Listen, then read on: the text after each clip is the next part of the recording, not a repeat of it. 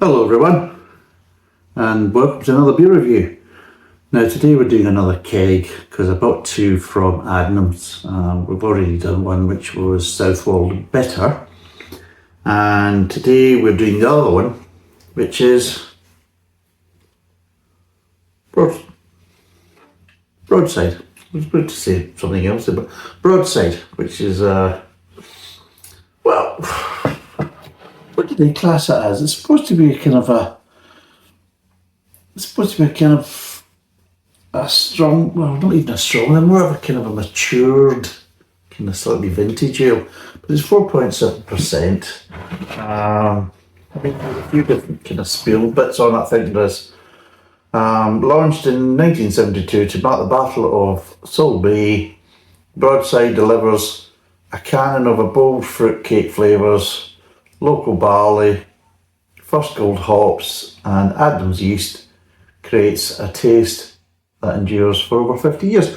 Now, I think I had it in the bottle. Well, I did have it in the bottle and I reviewed it in the bottle. It was okay. It was fine. I wasn't going to say it was anything special, but it was okay. I think I was actually looking, going by how it was described, if I remember rightly, I was actually looking to get a bit more from it, going by the description. And I felt it just didn't really quite deliver as it was described. So I got it in the keg because what I usually find is, like I've said plenty of other times, I usually find it is a bit better in the keg. It's usually better in the keg than the bottle a lot of times. So hopefully this will be the kind of same. So what I'll do is I'll quickly put this in the machine because we'll do it out the machine. And again, it's been chilling. God knows what temperature it is now because this machine just does what it likes. No matter what you set it to, sort it, you know. It's like I'll chill it till it's ice, you know, basically. So, but anyway, I'll fire it in the machine and you can watch me pour it and let's see what it tastes like. Right, that's me back. We've got it in. I'll quickly power it on. I haven't changed the gas. It takes these little gas cartridges. I think they're 69s, aren't they? They're supposed to be 69s. But anyway, I've got a spare one there anyway if it's needed. I haven't changed it, but hopefully there should be enough in it to kind of get it to pour. We'll find out. Yeah, there seems to be stuff going in it. So what I'll do is I'll pour it in a test one first. That's coming out a wee bit of a rate. That's what I thought it might do. But it's starting to calm down now. And there we go. My usual pour from the bottle. Right, let's see what this one does. It's kind of needs a wee bit.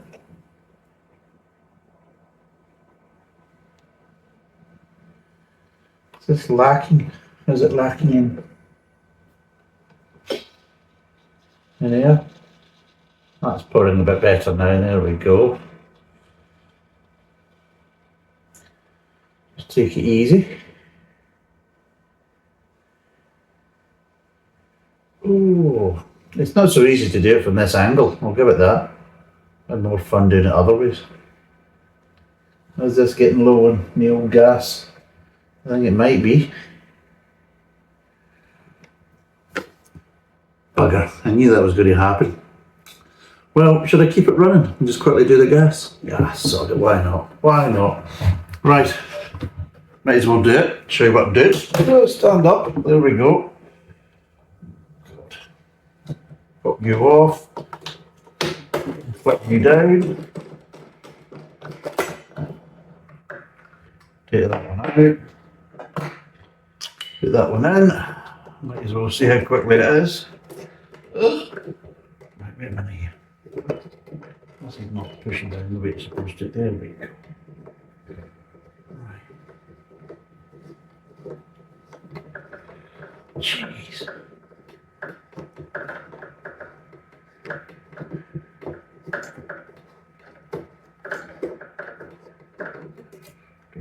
Why is it doing that? Steady. Seriously? Right then. Make sure it's locked out at the back. And then this should lock itself in. There we go. That should be us. Pop it back in. Let's put that back in. Finally, after all that stramash. Hear that? It's the gas. Right. Let's put a coat of this board. Right, and see what we're getting now. It should finish off the pour. It's looking not too bad. Headwise and everything else.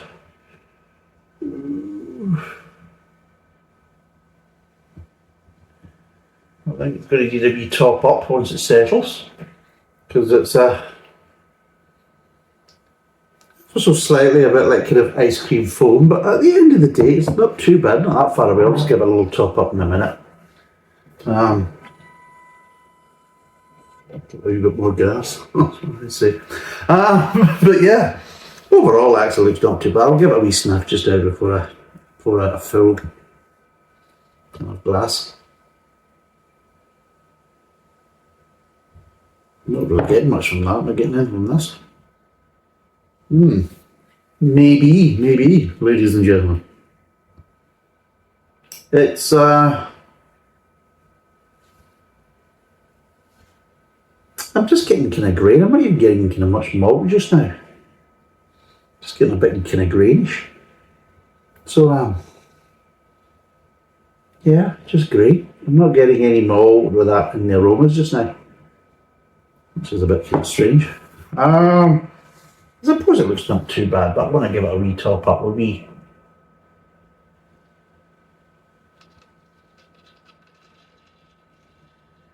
Where it needs to be. Yeah.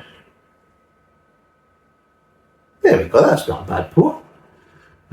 It's a nice kind of slightly dark kind of chestnut, maybe slightly ruby, maybe with a bit kind of reddish tones there, but yeah, it's kind of dark, very dark kind of chestnut kind of coloured ale.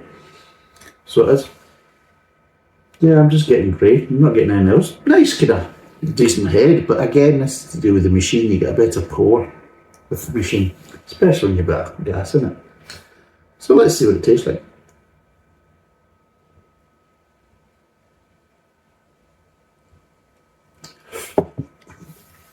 Oh, first and foremost, it's a bit colder than I thought it was going to be. But secondly, it's got a lovely mouthfeel. Very similar to what you would probably get on draft. Maybe not the same kind of edge that you would get with a cask, but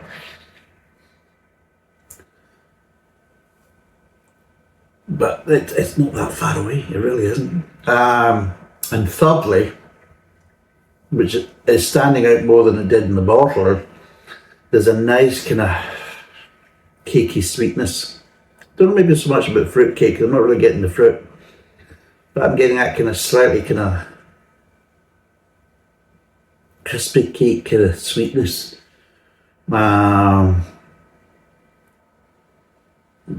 But a nice little bit of bitterness at the end there. You know, it's almost like, you know, you're getting the kind of candied ginger kind of sensation at the back there, where you've got a little bit of sweetness, but you've also got a little bit of kind of bitterness and sourness there. That you would maybe get from the kind of candied fruits.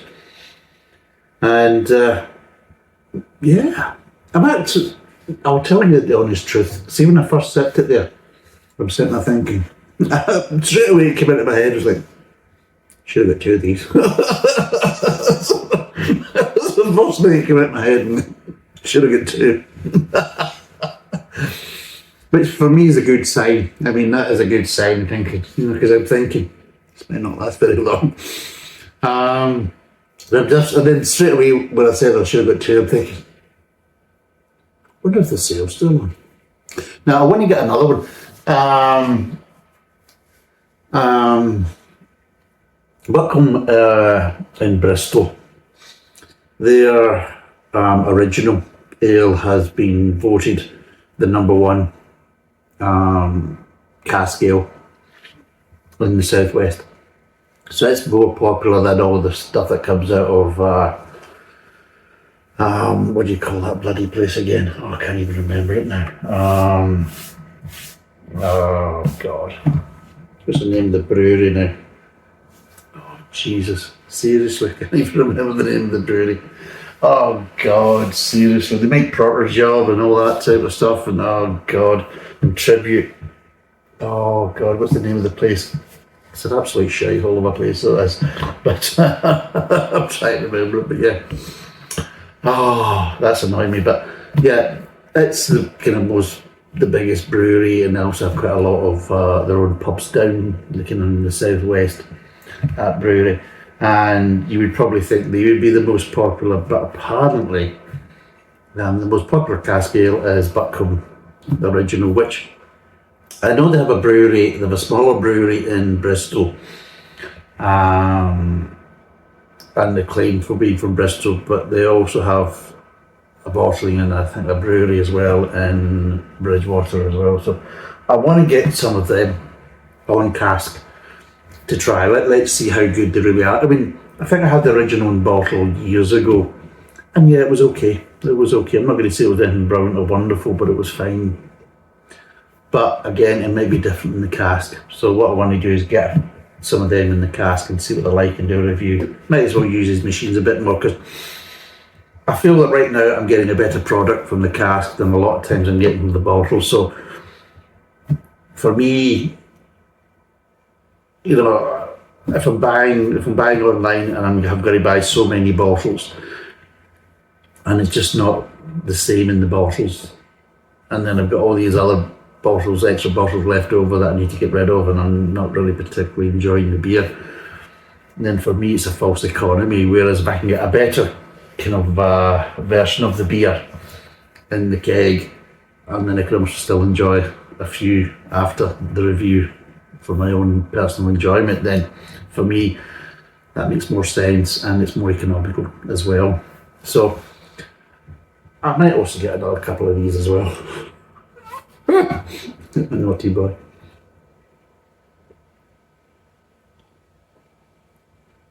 But you look at it, it does actually look and pour closer to a cask.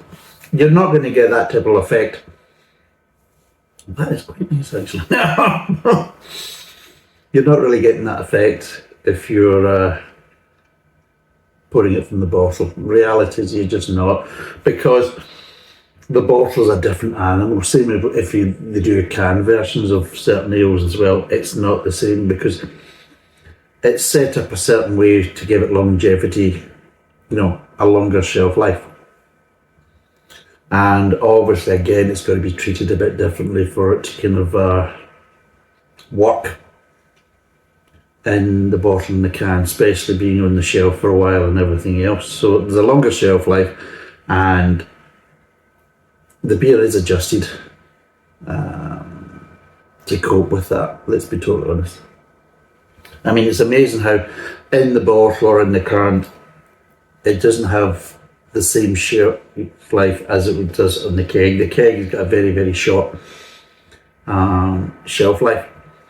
And then of course once you've opened it, once you've cracked it open, well, seriously, it's got to be gone fairly quickly. But even unopened, it doesn't last very long in the keg either, because it's not really the best. Well, it's fresh beer. Let's be totally honest, most of the time it's the fresh beer. It's the same stuff that's going into casks and things like that. So that's why you're usually actually getting a better beer.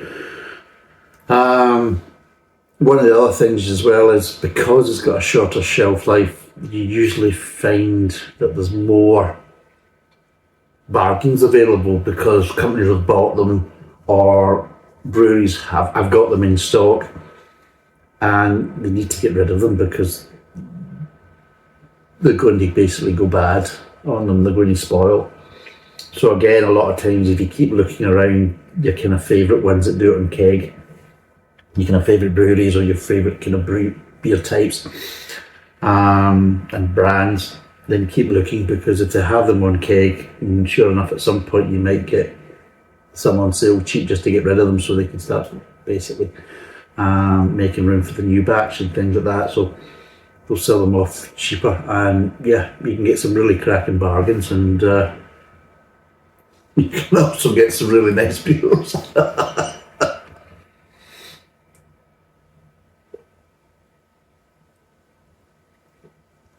No, this is a nicer beer. It really is. It's a different beer. Seriously. It's night and day. It really is. And I'm trying to get this across to me. Yeah, you can go to Home Bargains and get these kind of 5 litre kegs and lagers and things like that. And I'll be totally honest, they are better in the keg than they are in the bottle of the can. And I would say yes, purchase them from that point of view, because of you are getting a better product. But I wouldn't say the product is so... There's such a big improvement. There is an improvement, and there's a decent improvement, but it's not a huge improvement. Maybe a bit more mouthfeel and just general kind of how it pours and everything else. Then yeah, you're going to get a better kind of a product that way. But what I would say is, in the ale world, I think it's a case as though the bottle version and the keg version of kind of lagers and lighter beers and things like that, especially more continental stuff, isn't as far away as ale in a bottle and ale in a mini keg. I think there really are. I mean, it's like turning around and saying, well, the cask, there's such a big difference to having ale on cask than out the bottle. And it's a big difference. And from the mini keg, it's a hell of a lot closer to the cask than it is to, I mean, it's almost as far away from the bottle as the cask version is. Because again, it's the fresh beer, it's the same beer. Yeah, it hasn't had the same kind of level of treatment as you would get with the keg and the same type of management. But for something, you can just basically, chuck in one of these machines, or chuck it in the fridge, pull it out and pour it. Come on, seriously. For me, it's a no-brainer. It really is.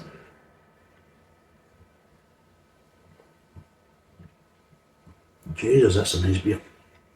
It really is. It is very drinkable. I'm not going to say it's a wonderful beer or whatever. I mean, it's 4.7%. It's got some nice little base flavours there. We'll go through them in a minute, but some nice little base flavours there. But just the general kind of texture, mouthfeel, everything else, it's just like, it just has a smell.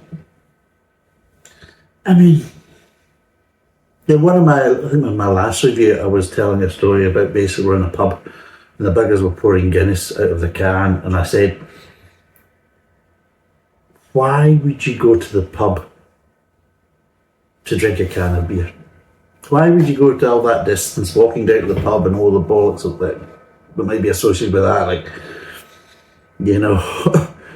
you can't take the car.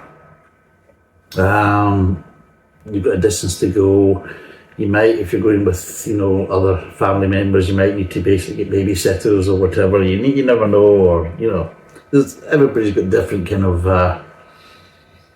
areas of their life with responsibilities and everything else and all that. So sometimes going to the pub isn't as straightforward as just going out the door and locking it behind you and off you pop, I mean, unfortunately for some people life is like that, for other people it just isn't, so it's a lot more planning required to nipping out to the pub. So then of course, if you go to the pub, why would you go to the pub to get a can? Whereas you might as well just sit at home and invite some friends around and just have some cans with some friends. And guess what? You're probably, you're using probably a lot nicer, cleaner toilet and everything else and that. And you can order a takeaway and things like that. And you can have a nice night of it. I'm going to switch this off just now. Have a nice night of it. Drinking beer or whatever, or ale or lager. Have a takeaway with friends and just enjoy the evening. So why would you basically go all the distance to go to a pub just to drink a can? For me, it's just mental. It just does not make sense whatsoever. And then you get this, and this is the danger. This is the danger, because the opposite thing is, well, if you can get beer like this at home, why would you go to the pub? Because you can get some friends round. You can order a takeaway and the pub, you know what I mean? But there is a caveat to this. Breweries wouldn't make the fresh beer to put in the mini kegs if they weren't already making it for cask. And guess what? They're making the cask beer to go to pubs.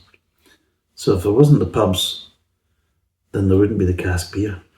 And if there wouldn't be the cask beer, then you wouldn't have this type of beer in mini kegs that you can actually have at home. So you've got to kind of, there's a fine balance with that. You need the pubs, because without the pubs, you wouldn't have breweries making fresh cask beer. So there you go. So you better be careful. So yeah, support your local pubs. Yeah, you've got to go by supporting your local pubs. Hopefully, you'll be supporting your local breweries as well. Hopefully, and the kind of additional kind of offshoot, the bonus ball, as I say, from that would be you can also get this type of beer in mini keg for home, which is a bonus. For me, it's a bonus, and I'm becoming more and more attuned to basically the mini kegs. A lot of people will turn around and say, I mean, I've had viewers in the past when I've done mini kegs kind of comment saying I don't see the point of mini kegs and everything else. Well, to a certain degree, yeah, I can agree with that, but especially with ales, the more I try ales and mini kegs, the more I start to prefer drinking ale from mini kegs than from the bottle. I would say that you're missing so much. Oh, it's too nice. It really is. And this is one of the problems that I've said before. There's nothing worse whereas you're reviewing a beer and you're enjoying it and you've only got one. So once you finish the review, whatever's left in the glass, that's all you've got. And I've said that before in previous reviews. That annoys me. That really does piss me off. Sometimes you're thinking, damn, I could really go another one, but I can't. But when you're buying the cake, it's never an issue. You know, the keg never leaves me kind of left wanting, you know. Yeah, that's that energy you really just don't want to kind of keep in your head, that one. But yeah, so yes, it keeps on delivering, and for me, I'm going to be doing more kegs if I can get them. Obviously, the Butco one's coming up. I'm going to obviously get another one of these. Well, if they're still doing the two for 40 quid, I'm going to get two of them. But I'll keep one, and I'll keep one for some friends to try. I think you know who you are. And if you don't, then. But yes, I think they're going to be they're going to try them as well to really kind of enjoy them and understand them, and then. I mean, look at it. It's just, you could be at the pub sitting with this type of pint. You really could. Of how it looks, how it tastes, mouthfeel, just, it's just lovely. You're thinking, what's going wrong? Nothing. I mean, even the fizzy one I've poured, I mean, look at that. That's still a happy wee glass of ale. Just lovely. And, I mean, bottles, they have their place and everything else, and let's be totally honest, there is more variety in bottles and there's more beer that is available in bottles than it is in the mini keg. But for my own personal drinking kind of preference, I would rather buy a nice beer in keg and drink it over the next 2 or 3 days than buy a load of bottles, or a load of cans, but mostly bottles, and not really getting the same type of experience.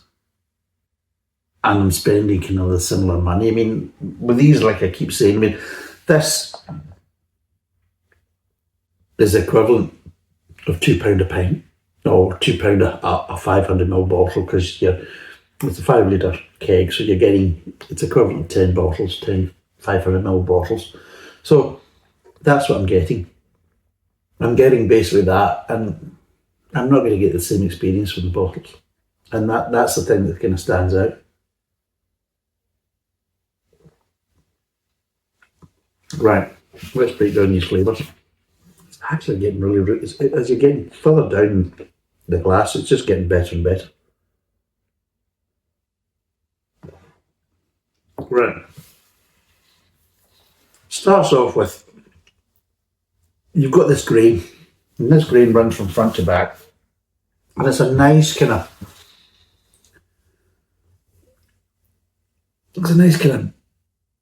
biscuit kind of feel to the grain. It really is a nice kind of slightly kind of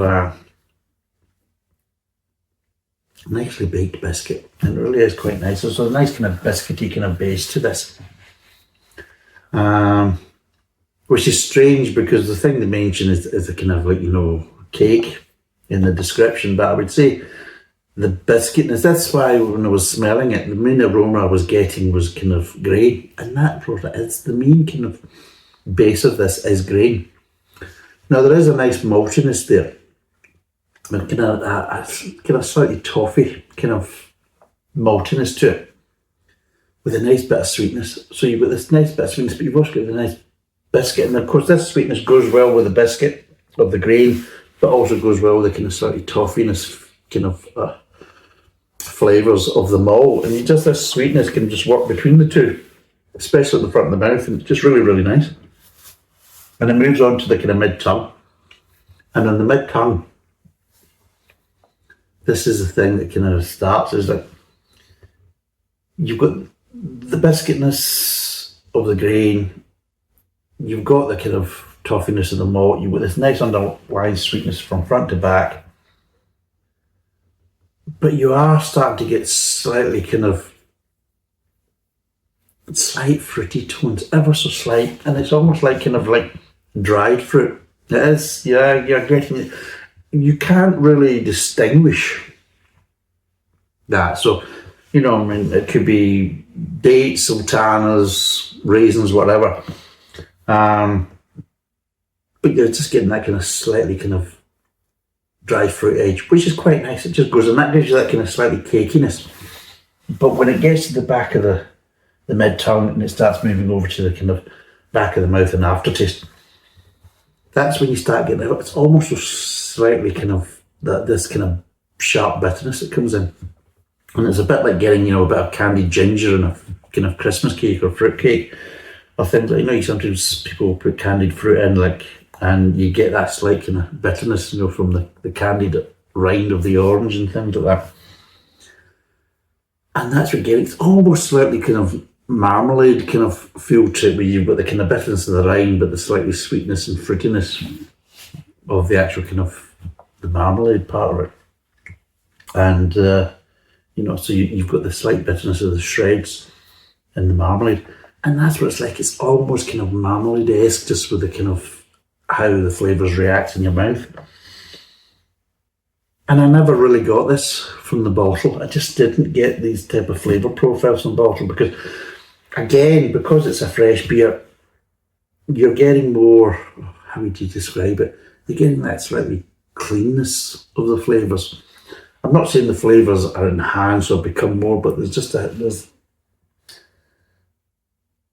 get bogged down in the bottle, and they just don't have that kind of clarity, where there just has been a kind of a cleanness to the flavour that you can pick it up a lot easier, and they don't have to be so intense, because there's less kind of baggage to kind of muddy the waters. Is the kind of best one. I think the baggage is, it's a nice mouthfeel. It doesn't have the carbonation. The mouthfeel was different when I had it in the bottle. First thing, obviously, I would say, like with most bottles, if you start drinking more of the mini kegs compared to the bottles, you start realising there's a big difference between the carbonation levels. That's the first thing that stands out. And while you're drinking it from the bottle, you think, oh yeah, mouthfeel is not too bad, carbonation level is quite good. From a bottle point of view, it's not the same as what you would get in a cask or what you get in a mini keg. It's a lot less, and it just gives it a lot kind of softer, nicer mouthfeel. It's slightly almost a little bit more creamy to a certain kind of extent. And with that, you're getting the benefit of the flavours don't have to work so hard because there's less things getting in the way that's affecting it. Oh, it's a nice little bit of bitterness there at the back end. And overall, it's actually a very nice beer in this format. And a lot more to it, I would say, than in the bottle. But what would I honestly can't remember what I gave this from the bottle, but I would have probably said, it's strange, I'm trying to remember, but I would have probably said between 4 and 6 is probably what I would have given it in the bottle. In the mini keg, shape me waist.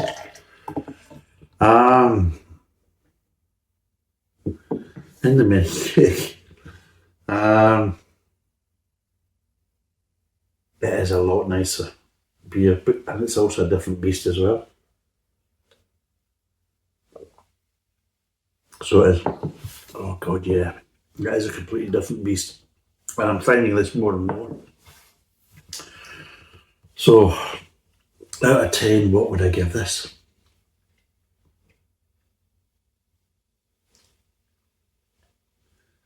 It's an easy 7. For me, it's an easy 7. Really an easy 7. But I don't think I'm being fair by giving it a 7 because I feel that with the price and everything else, this beer is actually offering a bit more than that.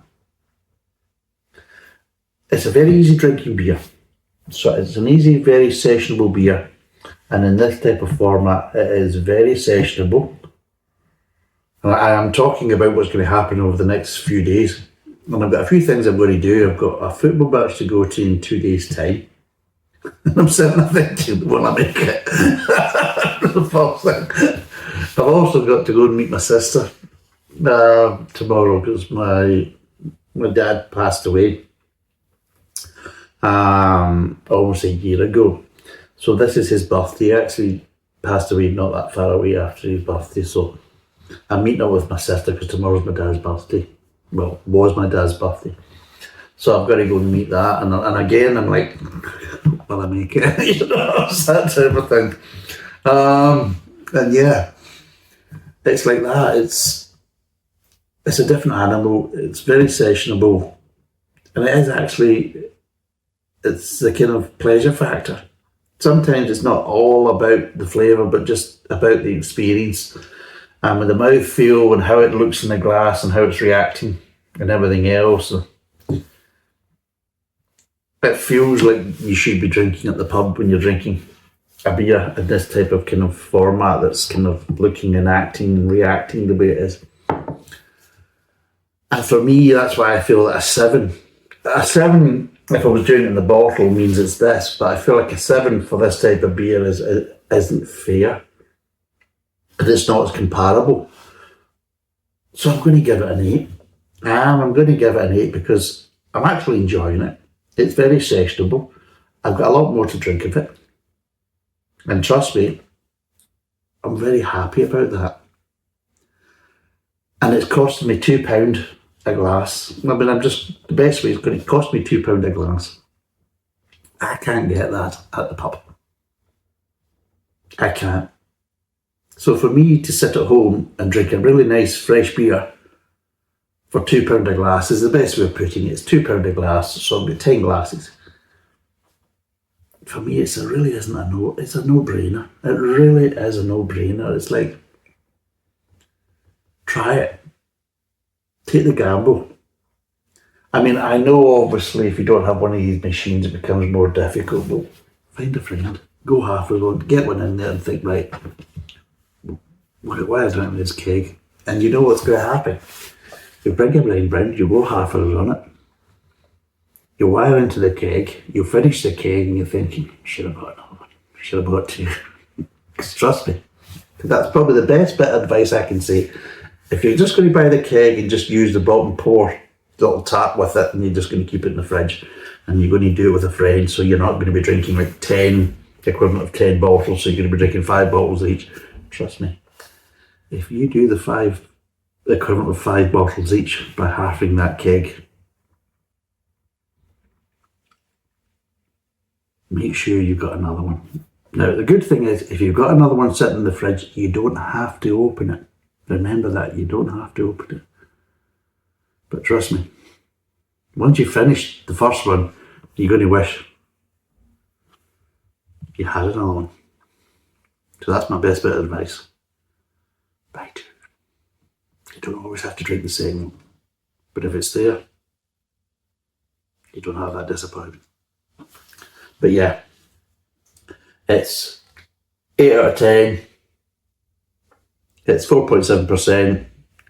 It's a 5 litre mini keg. The equivalent of 20 quid. Fabulous. Thanks for watching. Cheers. And bye for now.